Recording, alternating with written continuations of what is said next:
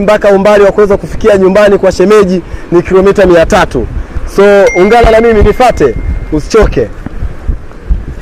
Shemeji, habari? Salama shemeji. Unaendeleaje? Naendelea vizuri. Tukio liko wapi? Twaleta kamera. Kiatu popote, kazi yetu ni ushindi. Hujambo mtazamaji wa Kiatu Media popote tunakanyaga. Nimeshakaribia kuweza kumfikia bi harusi ambaye ameungana na Hatibu Kitime, ambapo wametusababisha kuweza kukusanyika siku ya leo. So tuko naye kwa ajili ya kuweza kuulizana maswali machache. Shemeji, habari? Salama za kwako shemeji. Pole kwa uchovu. Asante shemu.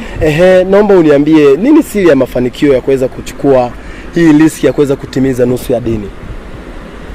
Kweli namshukuru Mwenyezi Mungu kwa kunijalia kufikia hapa kwenye ndoa.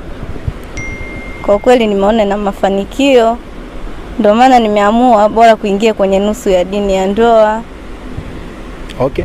Umepata stara ya kwanza ya mwanamke. Tunasema mwanamke anastirika mara mbili. Mara ya kwanza ndoa, mara ya pili akishakuwa amefariki dunia. Si ndio? Sawa. Okay, sawa. Unaweza kutuelezea labda changamoto ambazo umepitia wakati ukiwa na